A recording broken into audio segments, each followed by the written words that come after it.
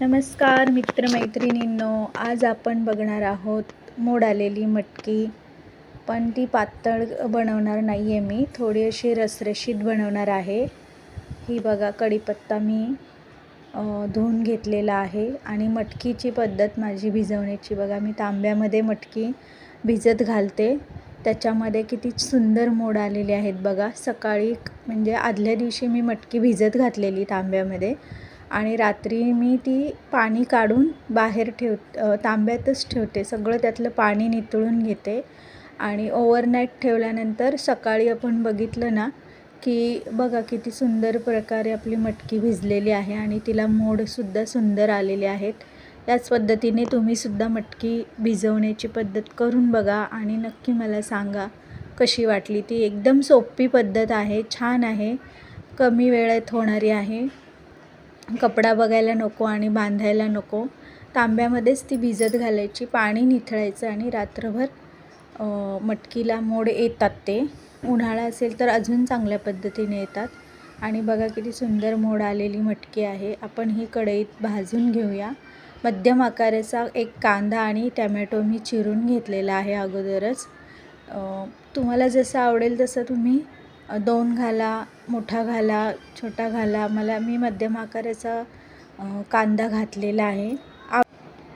आणि मटकी आपण कढईमध्ये छानपैकी भाजून घ्यायची आहे. मटकी भाजून घेतली ना की छान लागते. डायरेक्ट कधी मटकी तेलामध्ये भाजायची नाही, आधी कोरडी मटकी भाजून घ्यायची.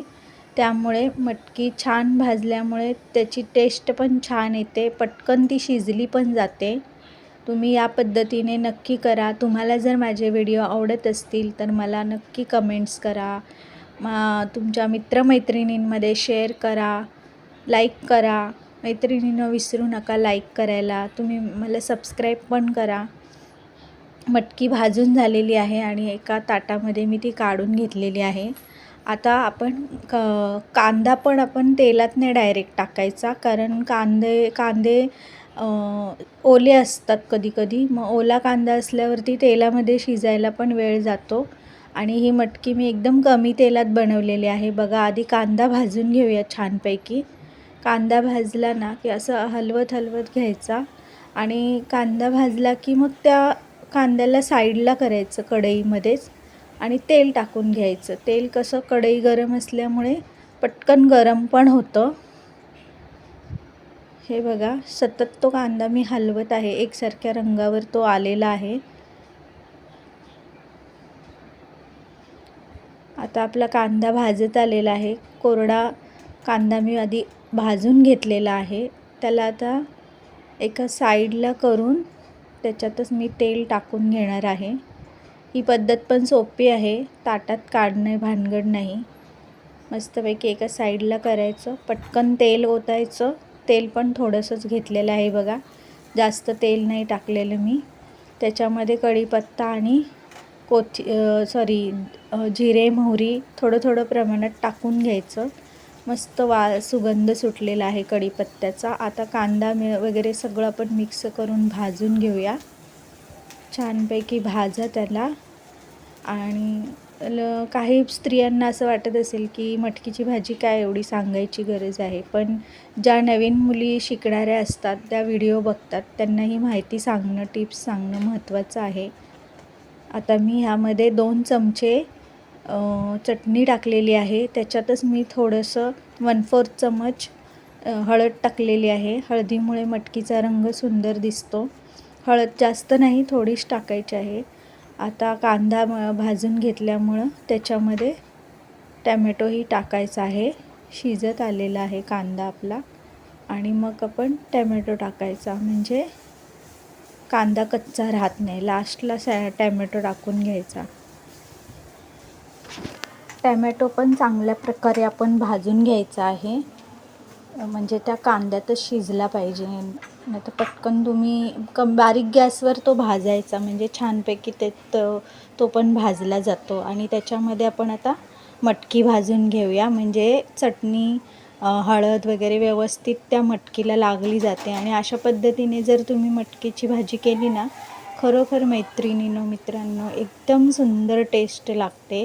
डायरेक्ट कधीही तेलामध्ये मटकी भाजायची नाही. अगोदर कोरडी मटकी मगाशी मी दाखवली तशी भाजून घ्या आणि पुन्हा सगळे मसाले टाकल्यानंतर ह्या पद्धतीने पुन्हा एकसारखे हलवा. बघा किती छान त्याला मसाला हळद लागलेला आहे, छान रंग दिसत आहे. पण हे सगळं बारीक गॅसवर करायचं, गॅस फास्ट अजिबात ठेवायचा नाही.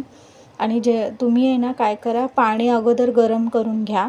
कोणतीही भाजी करायची असेल, रस्सा भाजी, सुक्की भाजी, तर तुम्ही गरम पाणी करून त्यात टाकली ना की त्या भाजीची टेस्ट छान राहते.